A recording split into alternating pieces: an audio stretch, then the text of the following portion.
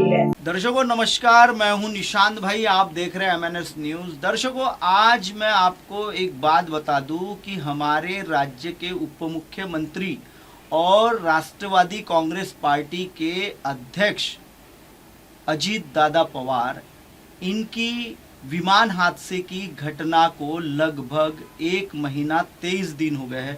5 दिन बाद लगभग 2 महीने हो जाएंगे, 60 दिन बीत जाएंगे।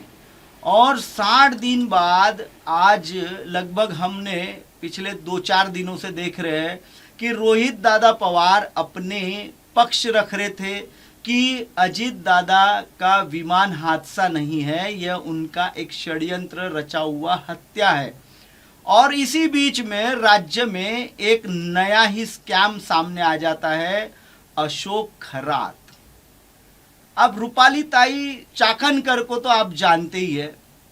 अब रूपाली ताई चाकनकर जो है वह लगभग महिला आयोग की अध्यक्षा बनी थी, और अध्यक्ष भी बनाया किन्होंने था, तटकरे ने सिफारिश की थी रोहित अजीत दादा पवार साहब को, और तटकरे की सिफारिश से ही अजीत दादा पवार साहब ने रूपाली ताई चाकनकर को महिला आयोग का अध्यक्ष बनाया था।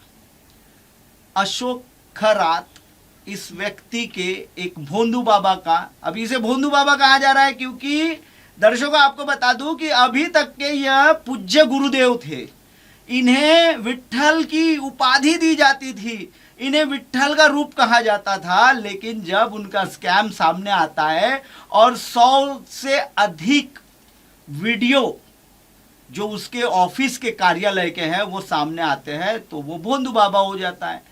अब दर्शकों हम बात ये 2 लोगों पर, अशोक खैरात और रूपाली चाकनकर, इन पर नहीं है। रूपाली चाकनकर टोना टोटका कर रही थी, एक नया ही किस्सा अजीत दादा साहब के मुंबई के बंगले में, इवन बारामती के इधर भी उन्होंने जादू टोना किया हुआ है, ऐसे अटकलें बताई जा रही है। अभी फिलहाल न्यूज़ों में तो यही बताया जा रहा है। लेकिन दर्शकों आपको बता दूं कि अजीत दादा पवार साहब आखिर कौन थे और क्या उनका व्यक्ति महत्व था। तो अजीत दादा पवार साहब सबसे पहले सुबह उठकर 5 बजे अपने कार्यों को गति देने वाले थे। पहले मैं आपका उनका ये जो गति देने वाला जो अभी आप जो वीडियो देख रहे हैं, इस वीडियो में वो बारामती के एक जो विकासात्मक, जहाँ लोग, एक बाग है वहाँ बारामती की, और उसका वो सुबह 5:30 बजे निरीक्षण कर रहे हैं। अब दर्शकों आपको बता दूं कि अजीत दादा पवार साहब का आखिर गेम क्यों किया गया। मैं तो गेम ही कहता हूं, क्योंकि क्या है कि जिस प्रकार से विमान हादसा होता है, विमान गिरता है, जमीन पर गिरता है, और एक जो को पायलट, वहाँ जो पायलट होती है, जो मुझे तो ऐसा लगता है कि इस पूरे मामले में जो पायलट थी वो केवल आखिरी का उसका एक ही वीडियो यानी ऑडियो सुनाई देता है, और वो ओ शिट करके बोलती है। शांभवी पाठक नाम की कैप्टन थी, और उसने ओ शिट आखिरी का सेंटेंस कहा था। और ऐसा लगता है कि विमान में अब ब्लैक बॉक्स को इसीलिए गायब कर दिया गया है क्योंकि विमान में जो सुमित कपूर है वो मरा ही नहीं, वो विमान का पायलट ही नहीं, क्योंकि सुमित कपूर की धर्म पत्नी ने खुद कहा कि वह जीवित है, वो मरा नहीं।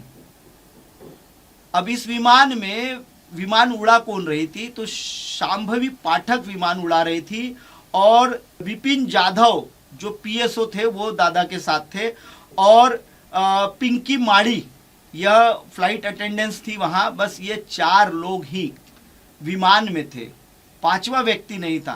पहले जैसे बताया गया था कि 6 व्यक्ति थे, लेकिन जब वो गिनती आई, जब ऑन रिकॉर्ड गिनती आई तो 5 व्यक्तियों की आई।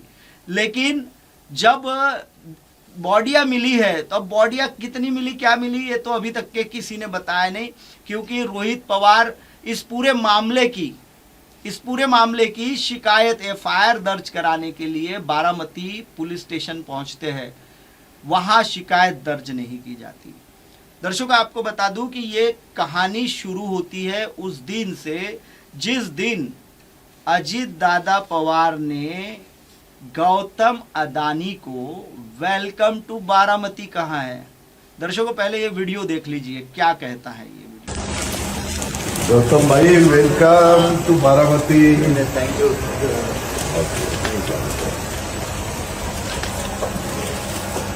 अभी यहाँ से गाड़ी चल रहा है, सीधा वहीं जाएंगे। हम चारों फुल चलेगा, आप दोनों ही हो।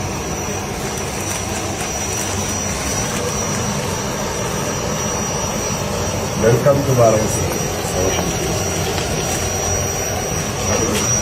अब दर्शकों आपको और एक इसी कार्यक्रम का एक वीडियो दिखा रहा हूं, जो वीडियो में हमारे राज्य के सबसे महत्वपूर्ण और एक राज्य को नई दिशा देने वाले शरद चंद्र पवार साहब, इनका मैं एक आपको वीडियो दिखा रहा हूं। गौतम अदानी किस प्रकार उनके पैर पड़ रहे हैं, वो वीडियो देख लीजिए।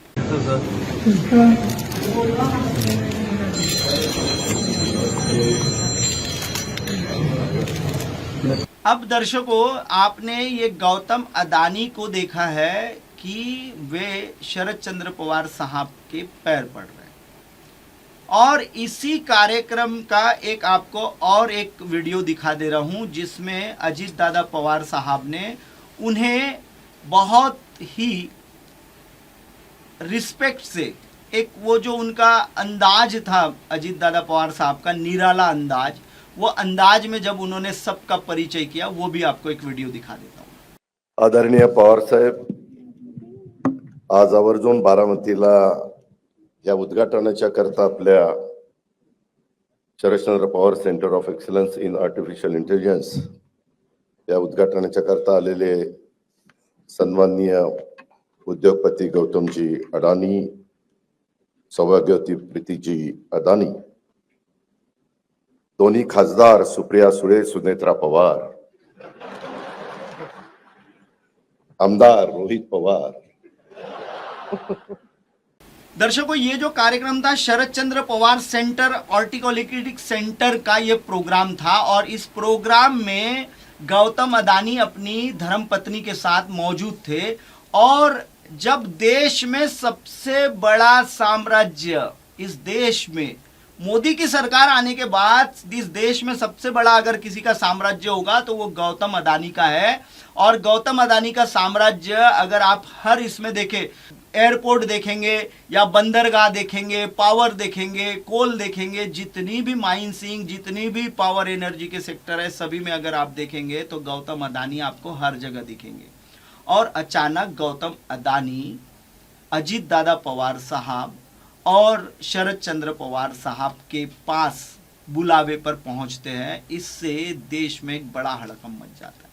दर्शकों एक आपको मैं फोटो दिखा रहा हूं। ये फोटो जो है ना दर्शकों, ये अभी जो आप फोटो देख रहे हैं, ये फोटो उस समय का है जब ये जनवरी 2024 का फोटो है। लगभग एक साल पहले का फोटो है, जनवरी महीने का फोटो है, 2024 के जनवरी का फोटो है। इस फोटो में आप देख रहे हैं 2024 में प्रफुल्ल भाई पटेल तटकरे और हमारे उस समय मुख्यमंत्री हुआ करते थे और अभी उप मुख्यमंत्री एकनाथ शिंदे, ये प्रधानमंत्री नरेंद्र मोदी के साथ वार्तालाप कर रहे हैं। और ये फोटो बहुत ही राज खोलता है। दर्शकों इस फोटो को गौर से देखिएगा। अब दर्शकों आपने जो फोटो मैंने आपको दिखाया है, ये जनवरी महीने का फोटो है, 2024 के जनवरी का फोटो है। और उस समय उस जगह जो एनसीपी राष्ट्रवादी कांग्रेस पार्टी है, उसके जो कर्ता धर्ता है वो वहां मौजूद है, नहीं है, वो नदारत है। अजीत दादा पवार साहब इस फोटो में कहीं भी नहीं दिख रहे। अब दर्शकों सुई, इस फोटो को देखने के बाद सुई आती है सीधी तौर पर प्रफुल्ल भाई पटेल पर। अब प्रफुल्ल भाई पटेल ने पहली बार, तो मैं आपको बता दूं कि जो फोन किया गया था, प्रफुल्ल भाई पटेल ने कहा था कि मैं उन्हें धान वगैरह की कोई फाइलों के लिए, पहले उनका भी एक मैं स्टेटमेंट प्रफुल्ल भाई पटेल का आपको पहले दिखवा देता हूं। क्या कहते हैं प्रफुल्ल भाई पटेल?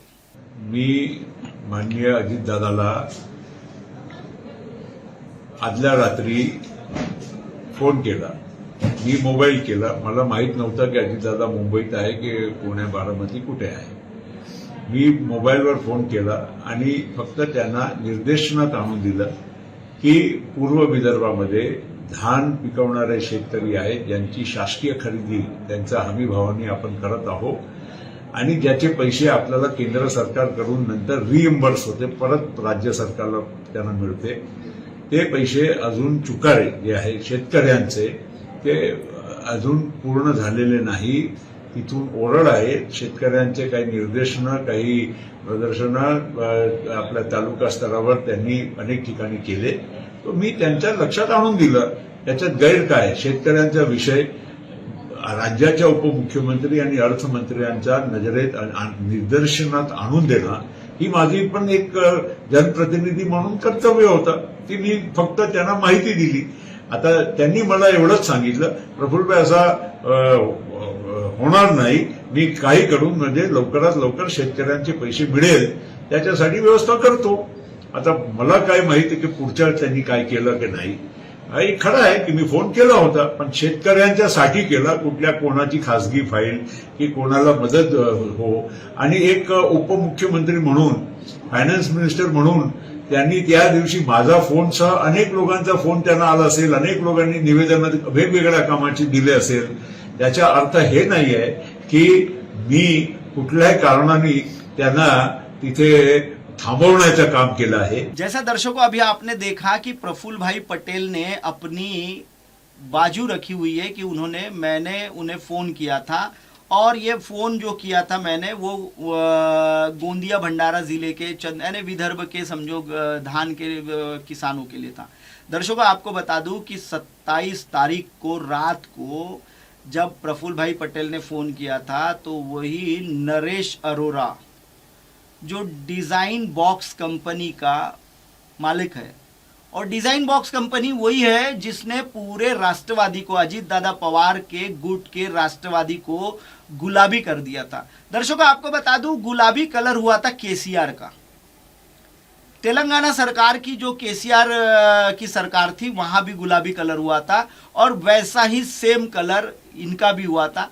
चुनाव के बाद केसीआर का भी एक हादसा होता है और हादसे में केसीआर को गंभीर घायल होते हैं लेकिन उनकी जान बच जाती है. लेकिन वैसे ही चुनाव होते हैं हमारे यहाँ के, और चुनाव का ही दौर चल रहा था, जिला परिषद के चुनाव चल रहे थे और ऐसे में ही लगभग अजीत दादा पवार साहब का हादसा होता है. दर्शकों इन कड़ियों को अगर जोड़ दिया जाए तो बहुत सारी चीजें खुलासे सामने होते हैं. दर्शकों एक आपको बात बता दूं कि DGCA जो हमारे यहाँ की सबसे बड़ी एक जांच एजेंसी है, वो जांच एजेंसी इस पूरे मामले की जांच कर रही है. और ये जांच जो हो रही है, DGCA की जो जांच कर रही है, उसमें कैप्टन श्वेता सिंह, ये एक नाम बहुत महत्वपूर्ण है. इस नाम का मैं आपको बता दूं कि कैप्टन श्वेता सिंह जो है पायलट है और वो एक बड़े ओहदे पर बैठी हुई है आज केंद्र सरकार की जांच एजेंसी, जो जहां से एयर ट्रैफिक वगैरह को, सारे एविएशन को दिशा निर्देश दिए जाते हैं, उस पर काम कर रही है. तो मुझे ऐसा लगता है कि जब तक के श्वेता सिंह अगर उस पद पर रहेगी, क्योंकि उनकी भी हिस्ट्री बहुत बड़ी है, मैं वो बाद में आपको बताऊंगा. पहले तो मैं आपको भी बता दूं कि अजीत दादा पवार साहब का और एक जो खुलासा जो 8-4 दिन पहले उन्होंने एक 70,000 करोड़ के बारे में, उन्होंने एक कोटी के घोटाले के बारे में बताया था, उस पर उन्होंने क्या कहा था वो पहले आपको वीडियो दिखा देता हूं. पण नंतर माझ्यावर आरोप झाले, मला बदनाम करण्याचा प्रयत्न झाला. म्हणले याच्यावर 70,000 कोटीचा आरोप करूया आणि सारखं 70,000 म्हणायचं. अजितराव घोरपडे त्या खात्याचे मंत्री होते. माझ्यावर आरोप झाला ना, त्या दिवसापर्यंत महाराष्ट्राची 1 मेला निर्मिती होऊन त्या दिवसापर्यंत पगाराचा आणि सगळा खर्च 42,000 कोटीचा, आणि मला 70,000 कोटीचा भ्रष्टाचार केला म्हणलं. आता ज्याला 42,000 कोटी आजपर्यंत इतक्या वर्षात तिथं खर्च झाले, 70,000 नाही म्हणले. आकडा जेवढा मोठा तेवढा लोकांना वाटतं राहिला असल बर का, असल बर का. झालं, माझी वाटच लागली. मला पत्रकार मित्रांनो 99ला ज्यावेळेस आम्ही सरकारमध्ये आलो त्यावेळेस इतकी वेगवेगळ्या प्रकारची प्रकरणं माझ्याकडे आली होती. एकच प्रकरण सांगतो तुम्हाला. महाराष्ट्र कृष्णाखोरे महामंडळ माझ्याकडे दिलेलं होतं. त्यावेळेस तुम्हाला आठवत असेल 5 जिल्हे आणि थोडासा धाराशिवचा भाग आणि थोडासा बीडचा भाग ते त्या महामंडळात येत होतं. त्याच्यामध्ये तुम्हाला अजूनही मी रेकॉर्ड दाखवीन, फाईल काही केलेलं नाही. त्यात पुरंदर उपसा सिंचन योजना ही 330 कोटी रुपयाची झालेली होती. मी आल्यावर ती रद्द केली. पुन्हा त्याच्याबद्दल काही अधिकाऱ्यांनी सांगितलं दादा ह्याच्यात गडबड आहे आणि मी त्याचा पुन्हा नवीन एस्टिमेट करायला सांगितलं. पत्रकार मित्रांनो 220 कोटी झालं. 220, 330 आणि 220. मी नंतर अधिकाऱ्याला विचारलं अरे 110 कोटी रुपये कसे काय वाढले. ते म्हणले आम्हाला सांगण्यात आलं की आम्हाला पार्टी फंड पाहिजे म्हणून त्याच्यात 100 कोटी वाढवण्यात आले आणि मग हे 100 कोटी वाढवत आहेत म्हणून त्या रिटायर झालेल्या अधिकाऱ्यांनी सांगितलं की आमच्याही लोकांनी 10 कोटी वाढवले.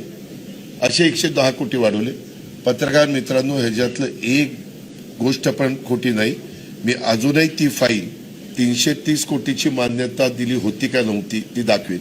मग मला काहींनी सांगितलं आता आपण ह्याच्यावर केस करू, अंत करू. म्हणलं आता लोकांनी आपल्याला दिलं निवडून, कुठं आता ते करत बसतात, जाऊ जरा मरू द्या. आणि मी ते सोडून दिलं. वास्तविक ते काढलं असतं तर अक्षरशः हाहाकार माजला असता, कारण सगळे पुरावे होते, सह्या होत्या फाईलवर.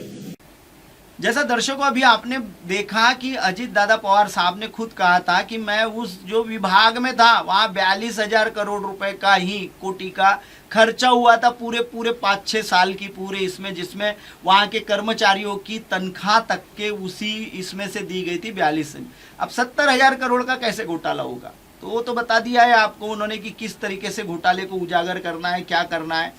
दर्शकों आपको बता दूं कि जो जय पवार है उन्हें प्रफुल्ल भाई पटेल ने ही प्रेस कॉन्फ्रेंस करने से मना किया था और वो प्रफुल्ल भाई पटेल ही थे जिन्होंने ये मना किया था कि आप प्रेस कॉन्फ्रेंस नहीं करेंगे. दर्शकों आपको और एक चौंकाने वाली बात बता देता हूं कि जितने भी अभी तक के हमने दस्तावेज और जो डॉक्यूमेंट है वो जब खंगाले तो आपको एक बात बता दूं, जब यूपीए 2 की सरकार, यूपीए 1 और 2 की सरकार थी तब एविएशन मिनिस्टर के तौर पर प्रफुल्ल भाई पटेल ही दोनों समय इस पूरे देश के विमान, हवाई अड्डों का और विमानों का नियंत्रण देखते थे.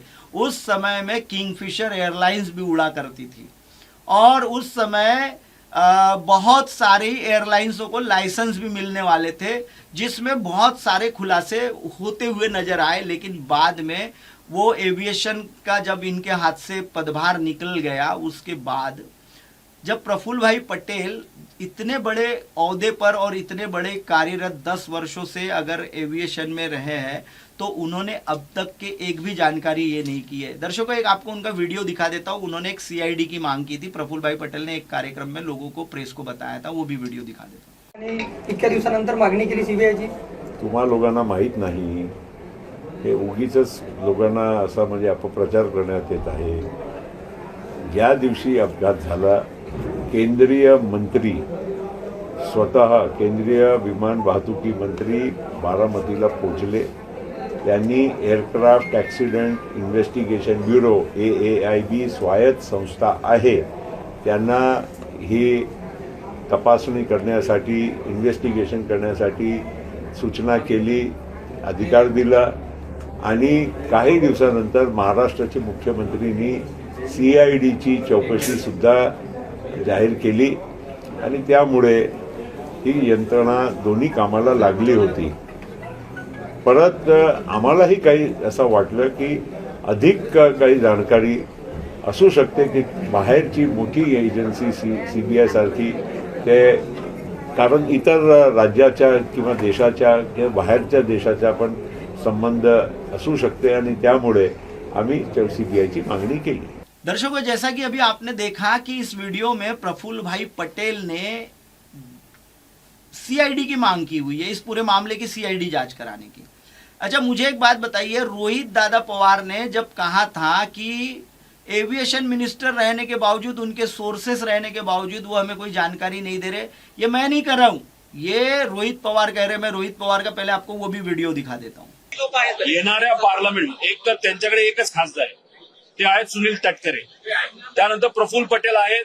प्रफुल्ल पटेल अतिशय अनुभवी व्यक्तिमत्व आहे. कशामध्ये? एव्हिएशन मध्ये. आम्ही ज्या पद्धतीने इथे लढतोय, डॉक्युमेंट आणतोय, त्यांचे जुने कॉन्टॅक्ट आहेत.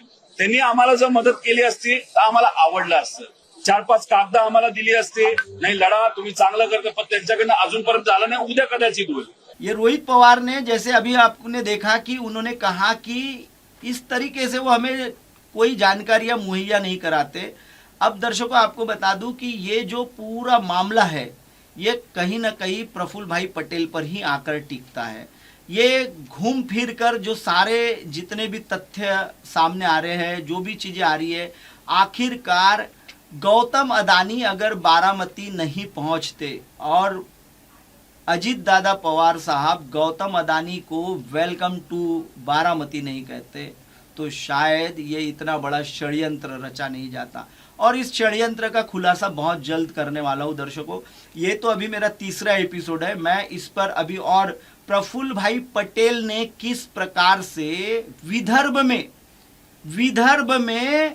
पूरे विदर्भ में प्रफुल्ल भाई पटेल ने अजीत दादा पवार साहब की एनसीपी का खच्चीकरण किया हुआ है, किस प्रकार से आपको बता दूं दर्शकों. नागपुर के एनएमसी के चुनाव में 86 उम्मीदवार खड़े किए जाते हैं और आते कितने हैं तो एक उम्मीदवार जीत के आता है. उन्हीं के नगर, मूल नगर में, गोंदिया में उन्होंने पूरे नगर एनएमसी के चुनाव, वहां के जो इसके चुनाव में उन्होंने उम्मीदवार खड़े किए थे, उसमें केवल 5 लोग आते हैं चुनकर. भंडारा में भी उनके लोग नहीं आते. सिर्फ एक पौनी करके एक ये है, वहां उनके लगभग अध्यक्ष वगैरह चुन के आए हैं. लेकिन उन्होंने पूरी तरह से भाजपा को सपोर्ट किया हुआ है. और भाजपा को सपोर्ट करने का वजह भी है क्योंकि खुद एविएशन के मामले में बहुत लंबे फंसे हुए हैं प्रफुल्ल भाई पटेल. क्योंकि उन्हें पता है कि एविएशन के रहते समय जो बेंगलुरु हवाई दुर्घटना हुई थी, जो बिरसी एयरपोर्ट भी बना हुआ है तो कितने करोड़ों रुपए का बना हुआ है. और आखिर वहाँ CIA इनकी एक निजी संस्था वहाँ प्रशिक्षण देने का काम करती है. विमानें तो लेके आते हैं via Indore, via Hyderabad, via, ऐसे बहुत सारे वाया प्लेन आते हैं जरूर है वहाँ, लेकिन वो कुछ ज़्यादा समय सेवा नहीं दे पाते हैं. दर्शकों फिलहाल वक्त तो चला है ब्रेक का. ब्रेक से लौटने के बाद देखिएगा देश और दुनिया की तमाम बड़ी खबरें. बने रहिए MNS न्यूज़ के साथ. आप देख रहे हैं MNS न्यूज़, सच जरूर.